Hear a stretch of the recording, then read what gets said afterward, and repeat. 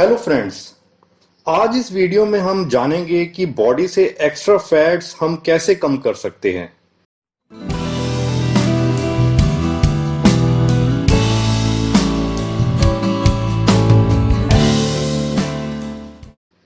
Extra body fat कम करने के लिए 3 फैक्टर्स को साइंटिफिक तरीके से समझना और फॉलो करना जरूरी है।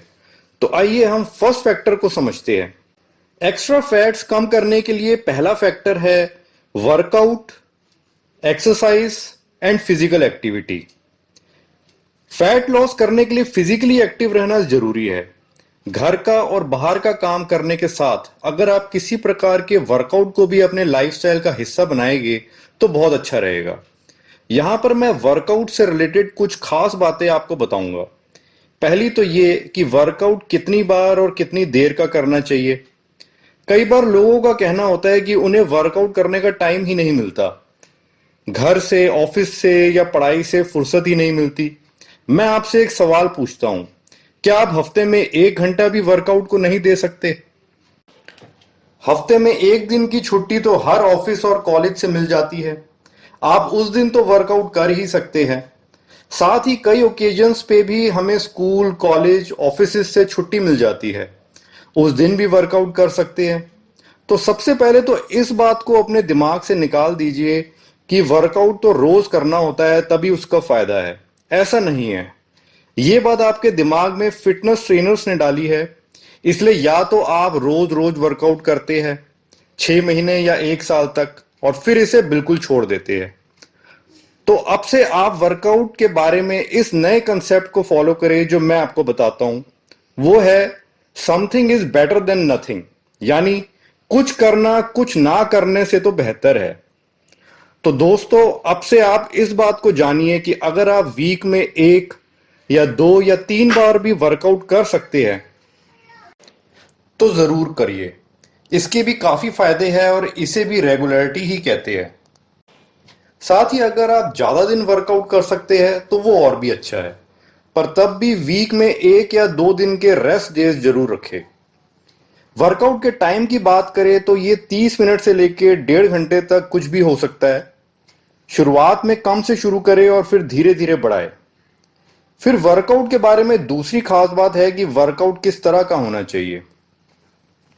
वर्कआउट अलग अलग तरह का हो सकता है, जैसे yoga, cardio, dance, aerobics, weight training और स्ट्रेंथ ट्रेनिंग।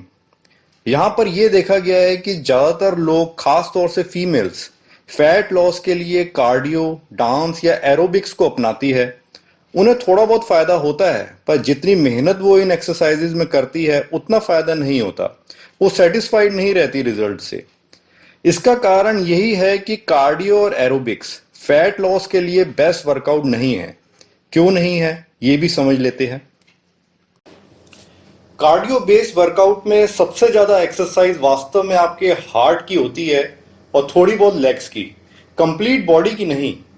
आपकी हार्ट बीट तेज हो जाती है, पसीने छूट जाते हैं, थकान भी बहुत हो जाती है। पर जो कम होता है वो है बॉडी टोनिंग और फैट लॉस। तो फैट लॉस के लिए बेस्ट वर्कआउट क्या है? वो है स्ट्रेंथ ट्रेनिंग वर्कआउट। और ये बात मेल्स एंड फीमेल्स दोनों के लिए है। खास तौर से फीमेल्स के लिए, क्योंकि उन्हें लगता है कि स्ट्रेंथ बेस्ड वर्कआउट करने पे उनकी मसल्स बन जाएगी, वो अच्छी नहीं लगेगी। ऐसा नहीं है, क्योंकि मसल्स डेवलप करने के लिए डाइट का बहुत इंपॉर्टेंट रोल है। सिर्फ वर्कआउट से आपकी मसल्स नहीं बनेगी, बल्कि बॉडी टोन्ड अप होगी और फैट लॉस होगा। स्ट्रेंथ बेस्ड वर्कआउट का मतलब है ऐसी एक्सरसाइजेस करना जो आपकी लगभग पूरी बॉडी की मसल्स की एनर्जी यूज करे और आपके पूरे नर्वस सिस्टम को इन्वॉल्व करे। ऐसी एक्सरसाइजेस को जिम की लैंग्वेज में कंपाउंड एक्सरसाइजेस भी कहते हैं। जैसे अगर हम कुछ डेली लाइफ के एग्जांपल्स देखें, तो अगर हमें किसी कार को धक्का लगाना पड़े, या घर में पोछा लगाना हो, या हम मार्केट से कुछ भारी वेट जैसे घर का खाने का सामान लेके आए और पैदल चल के आए, तो इस तरह की एक्टिविटीज में हमारे हार्ट के साथ पूरी बॉडी की मसल्स की एनर्जी और स्ट्रेंथ यूज होगी। साथ ही पूरे नर्वस सिस्टम का एफर्ट लगेगा।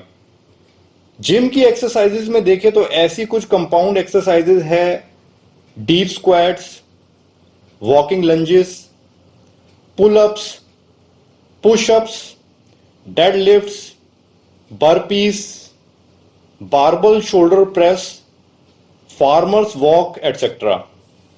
ऐसी ज्यादातर एक्सरसाइजेज जिसमें जिम की मशीन्स का कम यूज हो और जिनमें आपका बॉडी वेट या फ्री वेट्स जैसे डंबल बारबल्स का यूज हो, ऐसी एक्सरसाइजेज आपकी बॉडी को टोन्ड अप करने और फैट लॉस में ज्यादा इफेक्टिव है।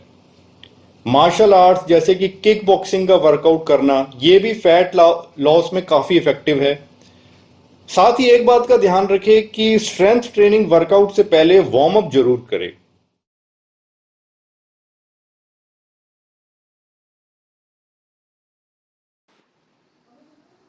फिर कुछ लोग स्पॉट रिडक्शन भी करना चाहते हैं। स्पॉट रिडक्शन मतलब कि मान लीजिए उनका पेट बाहर निकला हुआ है, वो चाहते हैं पेट से फैट्स कम हो जाए। तो इसके लिए सिर्फ आप पेट की एक्सरसाइज करेंगे वो सही नहीं रहेगा। आप पूरा अपना वर्कआउट करें और जो एब्स के लिए क्रंचेस वगैरह आप कर सकते हैं तो उसको वर्कआउट के एंड में करें। जिस एक्सरसाइज को आप वर्कआउट के एंड में करेंगे, जब आपकी पूरी बॉडी थक गई है, तो वो आपके उस पर्टिकुलर स्पॉट से फैट्स रिड्यूस करने में और तेजी से काम करेगी।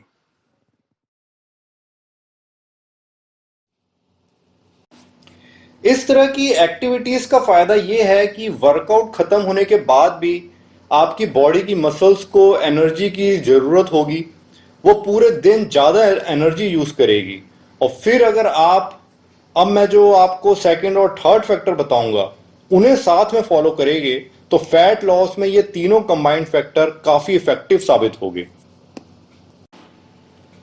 अब हम फैट लॉस करने के लिए सेकंड फैक्टर पर आते हैं।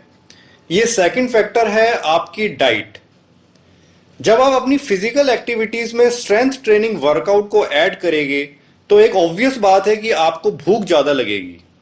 यहां पर आपको अपनी डाइट बढ़ानी नहीं है, आपको अपनी डाइट पहले जितनी ही रखनी है, पर कुछ बातों का ध्यान रखना है।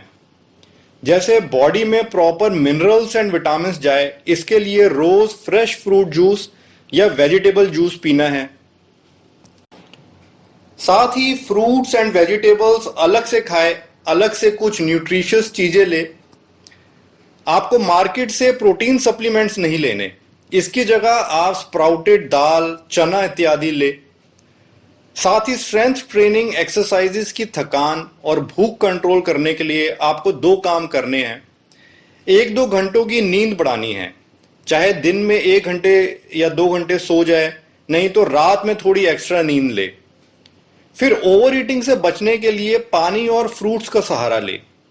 आप खाने से आधा घंटा पहले 1-2 गिलास पानी पीजिए और दिन में भी जब भूख ज्यादा लगे तो पहले 1 गिलास पानी पी लीजिए। कुछ खाना हो तो उसके कुछ देर बाद खाए। इस वक्त फ्रूट्स भी खा सकते हैं ताकि कैलोरीज कम जाए और न्यूट्रिएंट्स ज्यादा। और साथ ही जब पानी पहले से पेट में चला जाएगा तो ओवर ईटिंग से भी बच पाएंगे। आपको अपनी डाइट की क्वांटिटी नहीं बढ़ानी, बल्कि आपकी डाइट बैलेंस्ड और न्यूट्रिशियस हो, इस पे ध्यान दें। और आप पहले की ही तरह कभी कभी मिठाई, चॉकलेट, बटर ये सब खा सकते हैं। इस तरह के वर्कआउट और डाइट से आपकी बॉडी फैट बर्निंग मोड में एंटर होने लगेगी, जिससे रोज आपकी बॉडी से फैट्स बर्न होना स्टार्ट हो जाएगा। अब इस फैट बर्निंग प्रोसेस को तेज और इफेक्टिव बनाने के लिए आपको थर्ड फैक्टर को फॉलो करना होगा। ये थर्ड फैक्टर है कुछ ऐसा स्पेशल हेल्थ प्रोडक्ट लेना जो आपकी बॉडी का मेटाबॉलिज्म तेज करे और फैट बर्निंग में हेल्प करे। मेरे अकॉर्डिंग ऐसा एक बहुत अच्छा हेल्थ प्रोडक्ट है एप्पल सीडर विनेगर। आप किसी भी अच्छे ब्रांड का एप्पल सीडर विनेगर ले आए। मेरे अकॉर्डिंग पतंजलि और एवीजी ब्रांड का एप्पल विनेगर अच्छा है, पर आप किसी और ब्रांड का भी ले सकते हैं। फिर पहले इसे रोज दिन में एक बार 10 से 15 ml 1 गिलास पानी में मिक्स करके पिए। कुछ दिनों बाद इसको दिन में 2 बार लेना स्टार्ट कर दें। इसको कभी भी ले सकते हैं, खाली पेट भी ले सकते हैं और दिन में खाने से पहले या खाने के बाद भी। बस ये ध्यान रखना है कि दूध और एप्पल विनेगर में 1 घंटे का गैप हो और इसको पीने के बाद कुल्ला करें ताकि ये आपके दांतों पर ना लगा रहे। साथ ही रोज 20 से 25 ml आंवला जूस या आधा चम्मच आंवला पाउडर भी ले सकते हैं। इन दोनों प्रोडक्ट्स में कम से कम आधे घंटे का गैप जरूर रखें। एप्पल विनेगर और आंवला दोनों लेने से फैट बर्निंग प्रोसेस पूरी तरह से इफेक्टिव साबित होगा। तो फ्रेंड्स, अब हम इस वीडियो के एंड में आते हैं। अगर आपने फैट लूज करने की पहले कोशिश की है पर सफल नहीं रहे, तो अब इन तीनों फैक्टर्स को एक साथ फॉलो करके देखें। आपको कुछ महीनों में इसका असर नजर आएगा। तब आप कमेंट सेक्शन में अपना एक्सपीरियंस जरूर शेयर करें। Okay friends, good luck, bye.